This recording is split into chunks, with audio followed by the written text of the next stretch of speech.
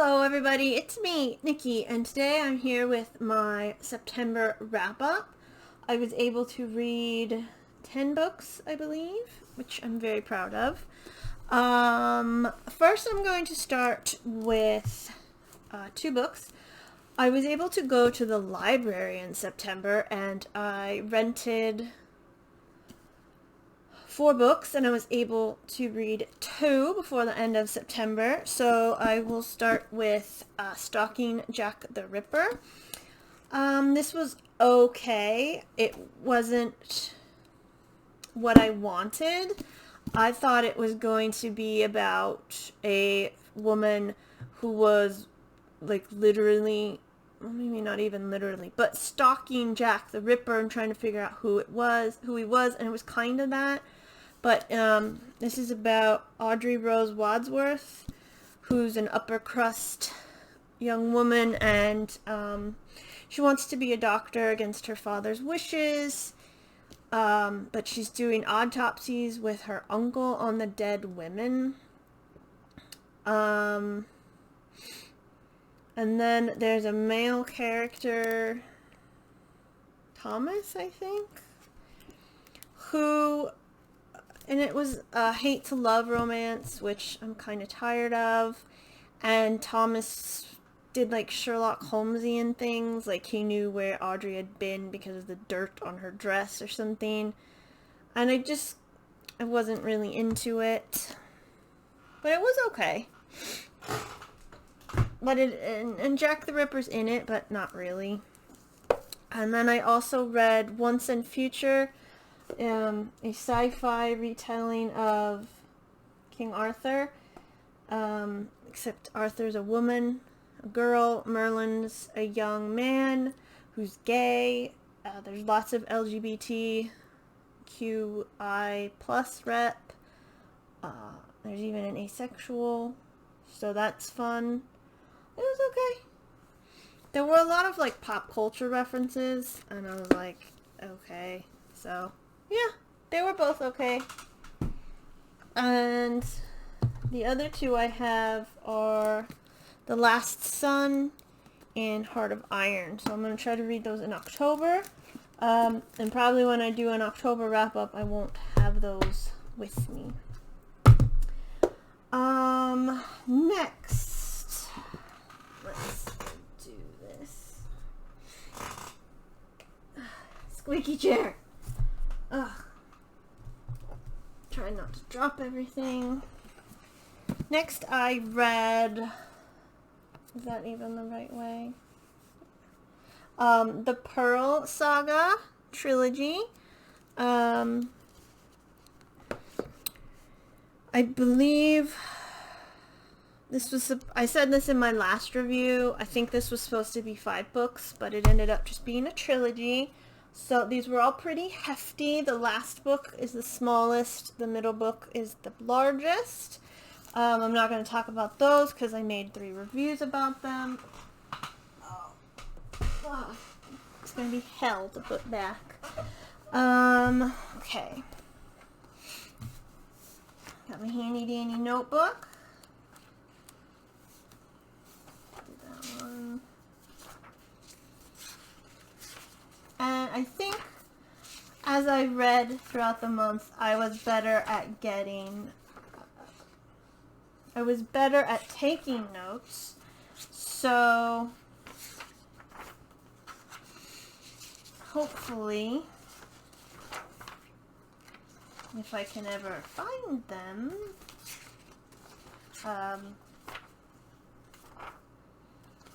you'll see that. Okay, first one. Here we go. I also read The Star Thief by Lindsay Becker. This is a middle grade book. The main character is Honorine, and she's about 11 or 12. It's like a steampunk fantasy where constellations are muses. They're called Mordants. That's what the constellations are called.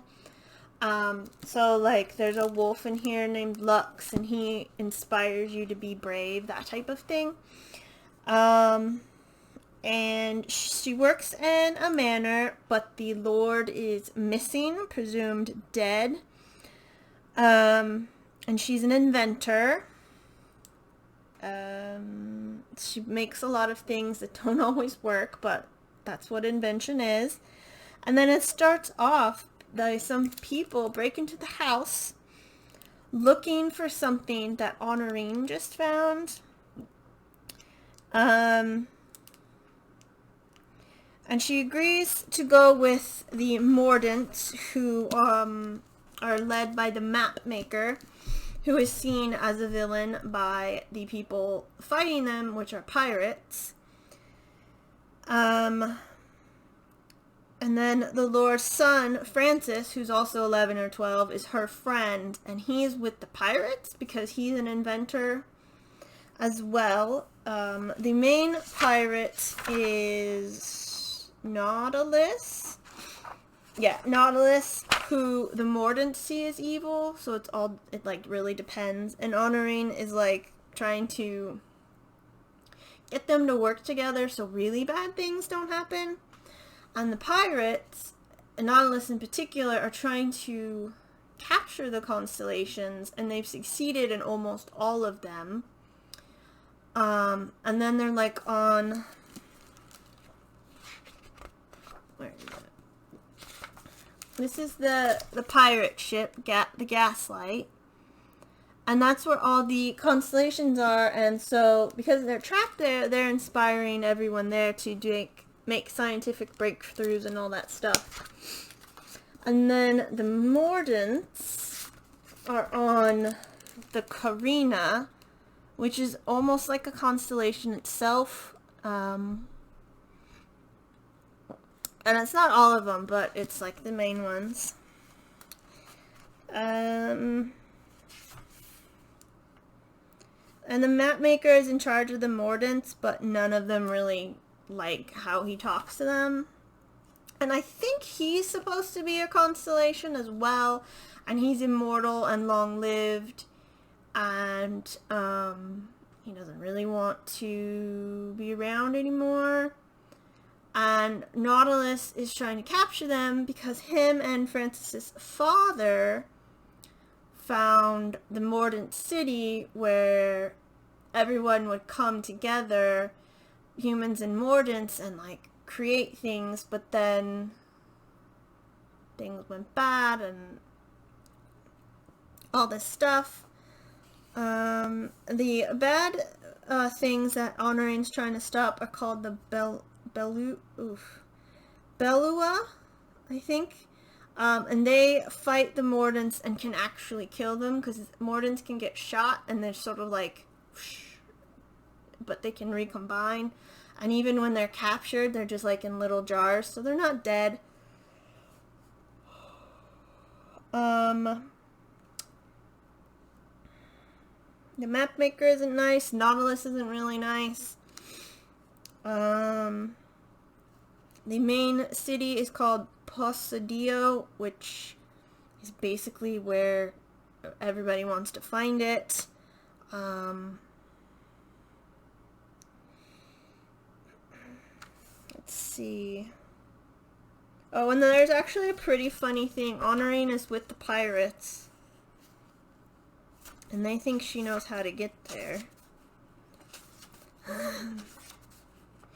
And there's this female professor, Professor Ducille.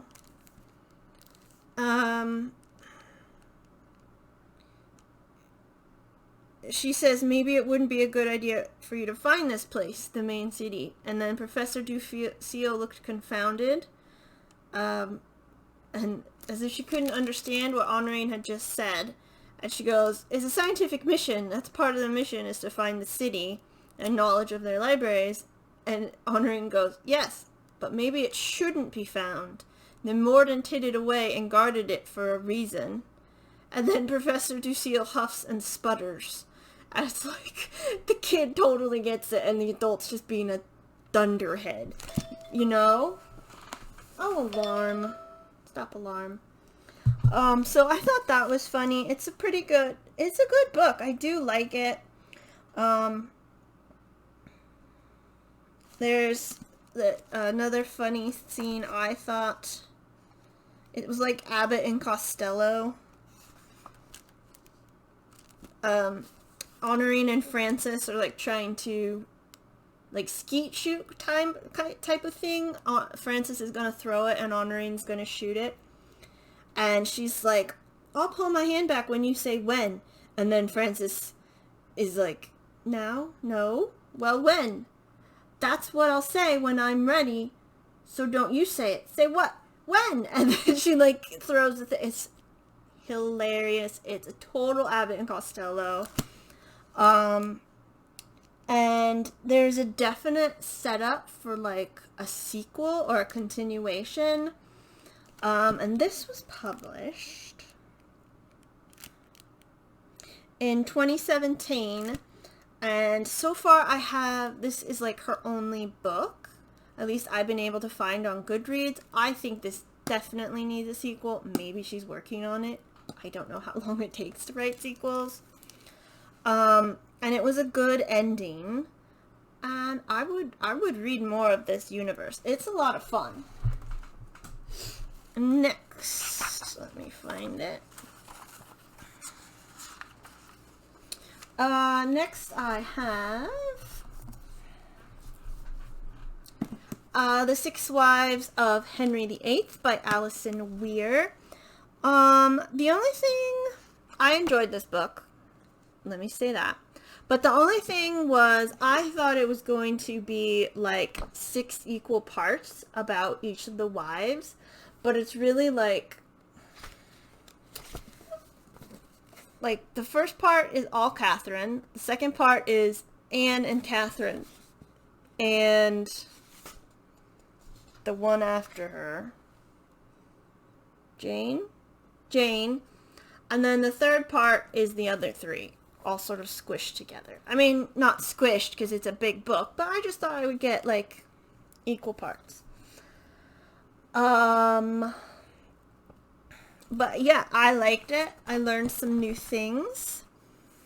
The one thing I thought was very funny was, they kept talking about Ferdinand, because, Catherine of Aragon is Ferdinand and Isabella's daughter, and, Alison Weir was like talking about Ferdinand, and yeah, he lived longer, but Isabella was the real power on the throne. And then there were some proxy weddings, and I think those are funny. I don't know. You learned more about Henry VII. He only liked money and not much else. And then Henry VIII reminds me of Henry II. Well, I mean, they're sort of related. But also because in Henry VIII's later life, he tended towards fat, as did Henry II. And Henry VIII, this like is hysterical to me. Henry VIII loves his calves. There's like a quote in here where he's basically like, look at my calves are so amazing. And then everybody's almost pretty sure that's where his ulcers ended up, so he couldn't walk, and basically what he like died of. And I'm like, that's fucking irony right there. What else? Henry VIII was very religious, and he liked to talk theology, which is why he fell in love with Anne, the first Anne. And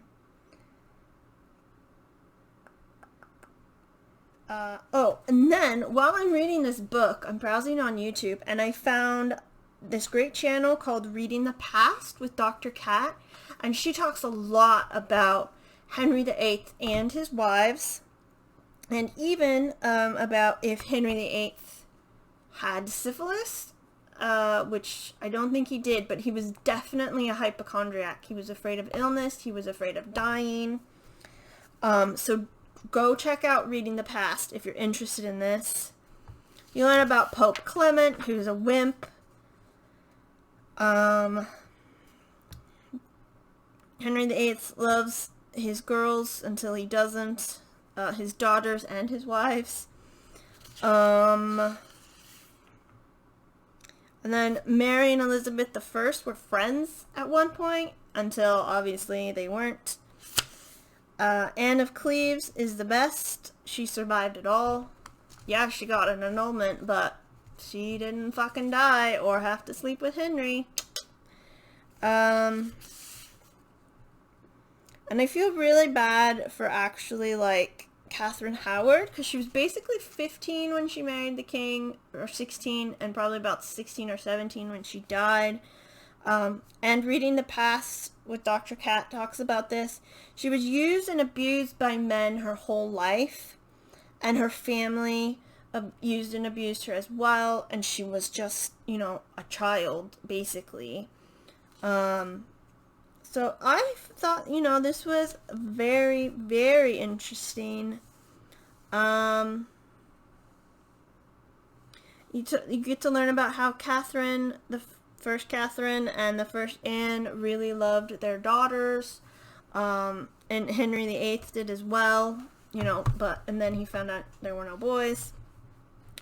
The Habsburg jaw makes an appearance, and Mary is engaged to her cousin, which is how you get the Habsburg jaw.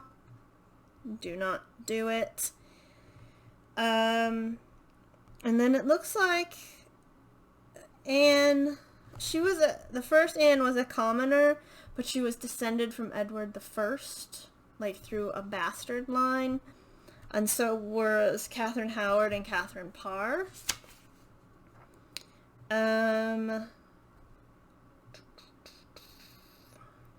You learn about that Anne did charity stuff, but obviously nobody talked about that. And then, so she's so dumb.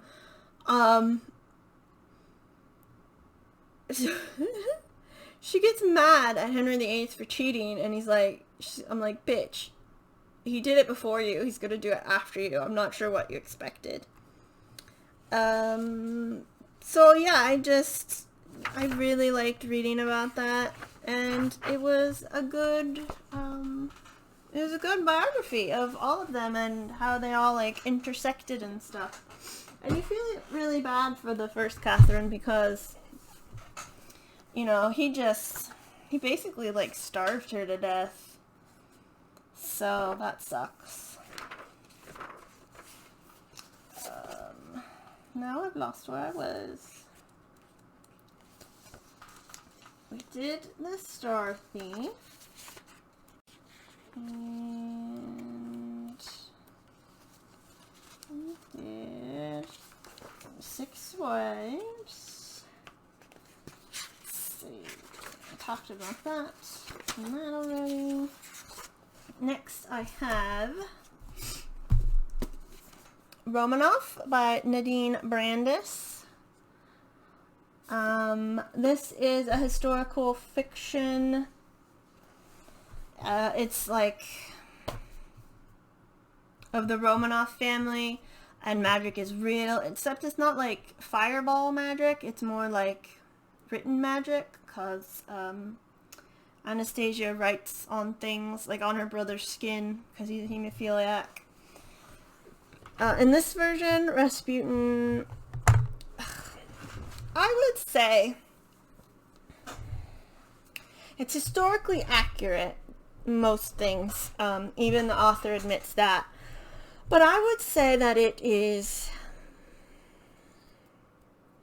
an unreliable narrator, because it's Anastasia talking about her family, and obviously she thinks her father's amazing, and she thinks Rasputin wasn't being weird, and that kind of stuff. Whereas historically, her father, while he might have been a nice guy, he wasn't a good czar, and you know, they kept whatever, because they have Rasputin in this book for magic to make Alexei not die because he's hemophiliac, and I think that's what they were doing as well in the real life, except they should have just asked the doctor. But then they weren't telling anybody that, and then everybody was like, Rasputin's using his magic. So,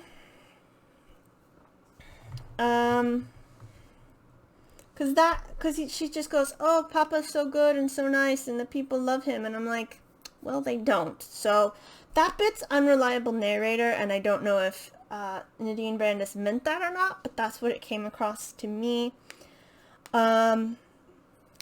Both Anastasia and her sister Maria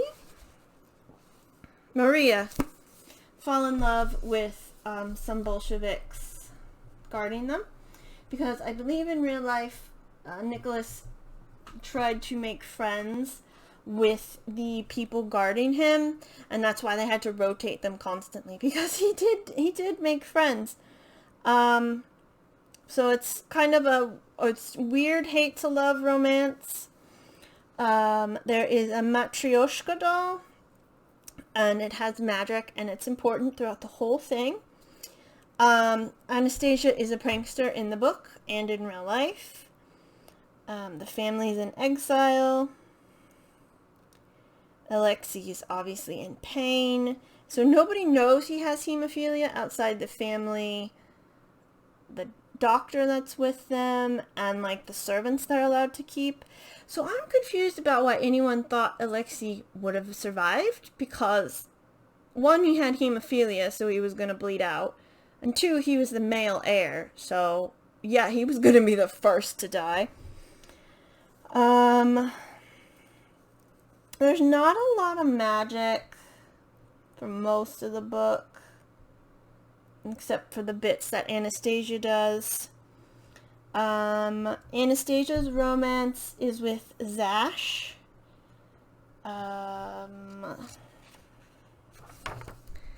Okay, and then near the end, the family is executed. Before that, Maria, her boyfriend, Ivan, is shot in the head by the main villain. So there is blood, and the rest of the family does die, and they are buried in a mine. I don't know if that's where they were in real life. Anastasia and Alexei get away somehow with Zash and make their way towards the inventor of the Matryoshka. I don't know if I'm saying that right. Where is he? Vasily Dochkin is the maker of this Matryoshka and magic to help the Tsar. And, you know, there's more danger and all that stuff along the way. There's some blood. The main bad guy tries to strangle Anastasia, but it all sort of works out in the end. And I said there's a vaguely happy ending because, like, Alexei's gonna go off and lead the White Army, and then Anastasia's gonna stay and learn her magic, like she wants to. But their family is still dead, and I'm like, yay, they're alive. And she gets to be with Zash. But also, like, because Alexei is like, oh no, I'm just a citizen now, don't call me by Tsar or whatever. And I'm like, but I'm pretty sure the White Army wants to put you back on the throne. So, it was a nice thought by Alexei. And I did like it. It was a good book. Next I have Red Right Hand by Levi Black. I was expecting demons and some horror and stuff. This is Lovecraftian. So there are demon dogs, a lot of blood. Charlie's, the main character Charlie, is related to Lovecraft somehow, so she can see the elder gods, and she does, and there's a lot of tentacles. She gains the insight, they would say, like in Bloodborne, and I am interested in the Lovecraftian, like, mythos, but I don't actually want to read him. And she is with the man in black, who, I had to look this up later. He is described as, where is he? Exotic face, feral and Semitic, the face of an ancient Babylonian or time-flung Assyrian. His real name is, I'm not going to say that, because I can't say that. That, right there. I am Narhotep. And,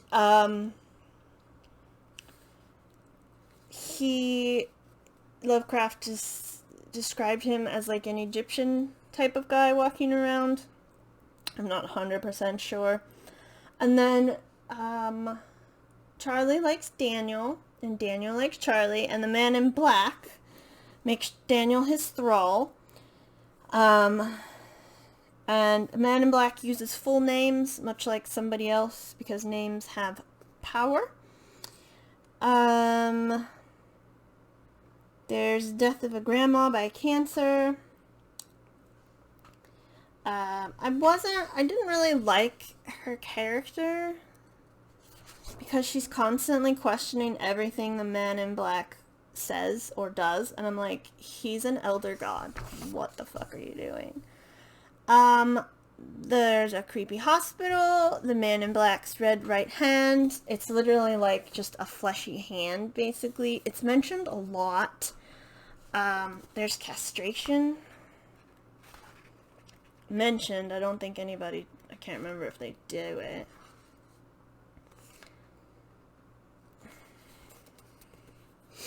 Charlie seems stupid sometimes. I do feel bad for her because she was raped as like a freshman, so 9th grade, 14, 15, by like 4 boys. And she's had a lot of trauma, obviously, because of that. But I just didn't like her. Like, she seemed dumb, and she was always like worried about Daniel in a life or death situation. She'd save Daniel over herself, which I guess is romantic, but I'm like, there's a fucking tentacle monster right in front of you. There's a lot of blood and gore. And like I said, she's always looking for Daniel instead of a weapon, or like looking around her before trying to get to him.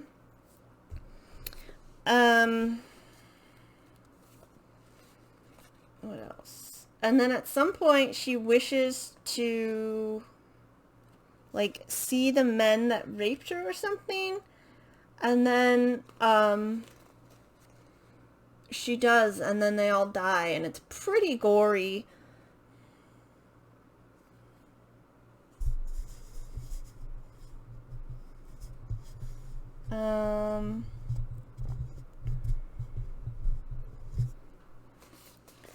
Yeah, so it's a pretty gory book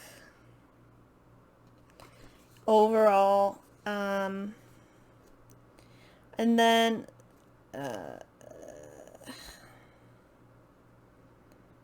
Cthulhu's in the book, but they're like eating him. It's a very weird thing to happen to Cthulhu.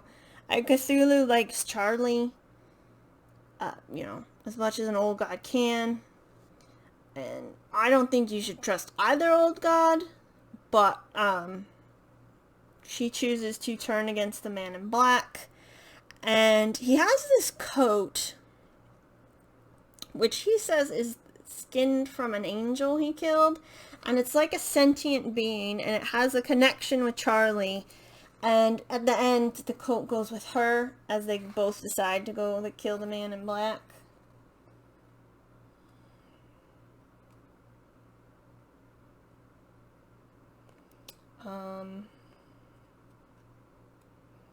So I don't think I'll be continuing the series. It was just a little too bloody for me, and I'm not a huge fan of Charlie. If I do, maybe I'll try to like get it from the library or something. So yeah, I don't know. I wouldn't recommend that, really. Not unless you like Lovecraftian horror. But I didn't know it was going to be that horror or bloody. And finally, I know, after 30 minutes, oh my god, we have the Jungle Books. I didn't know there was more than one.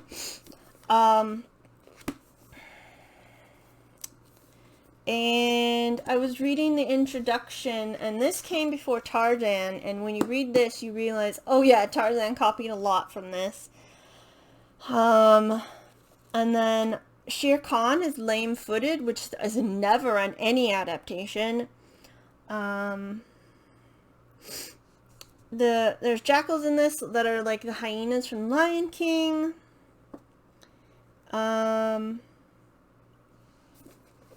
Baloo and Bagheera are in it and are fabulous as always. And then there's the part where it's the I Want to Be Like You song, basically. And the jungle people are like monkeys, essentially. And they just act exactly like how you think monkeys would act. It's hysterical. Kaa is good in this. And of course Mowgli goes home. And he doesn't fit in. And he kills and skins Shere Khan. And the humans kick him out of the village. And he's like, what the fuck? So he goes back to his animal friends because they all like him and appreciate him, most of them. There's elephant abuse, and of course Rikki Tikki Tavi, always an excellent one. But except, I don't always like the stuff that's not about Mowgli. I know that's weird. But some of it's just not as interesting. Oops. Besides Rikki Tikki Tavi. There's a war story from the animals' point of view. And then there's racism from animals. And I'm like, I'm pretty sure animals are the least racist group of creatures. And that sort of sums up the whole first book. In the second book, there's a drought, and there's the animal lore, about how the jungle was made and how tigers were in charge, but then they were shown to be cowards because of the stripes, so that's why they hide. And that's when you get the water truce because of the drought. And you see Mowgli after Shere Khan died, so he's grown up a little bit more. And he goes back to... I keep losing the damn page. He goes back to the village at some point. Oh, is it for the red dogs? Or something else. And he sees his human mother again. But then his human mother's husband isn't his human father, I think. Because he keeps saying that it's my mom's husband. He doesn't even get a name. Oh, I remember what it is. It's Letting in the Jungle. He goes back there and they have tied up his human mother and they've beaten her. And that's like his first sight of other human blood. So he helps his mother and her husband escape. And then he gets the elephants to come in and basically, because the elephants are sort of like in charge. And then the elephants tell all the other animals, you see that village? Go fuck it up. So crops are destroyed. Pigs, Bagheera goes in and just fucks with them and lays down and yawns and they fucking hide. And then pigs are coming in and destroying things. And then as people leave, elephants come in and knock down buildings and the jungle takes over. Basically, which I thought was very nice. And then, in the end, basically, Mowgli grows up He does one last battle with the red dogs, which are, where are they? Wild dogs, and you know, and then he grows up and goes back into the human world, which is sad for everybody, but it has to happen. You know, he can't stay in the jungle forever, and Bagheera and Baloo and everybody are getting old, and it's just sad. It's just sad, sad, sad. Oh, and there is a story that's in the Arctic, and there's some animal abuse and starvation of everybody, basically. Now, there's two stories where they sort of go to, like, cold places, and it's just really weird, because they're not, it's just, like, just really weird. But they're still good stories. You should definitely read it, and not just watch the Disney movie. And, oh, that is all the books I read in September. It was a lot. I know. Thank you. Thank you. I'm so proud of myself. So, yeah. Thanks for watching, sitting through this long-ass video. I know. And I hope you enjoyed it. And I hope you're having a lovely day. I will see you in the next video. Goodbye.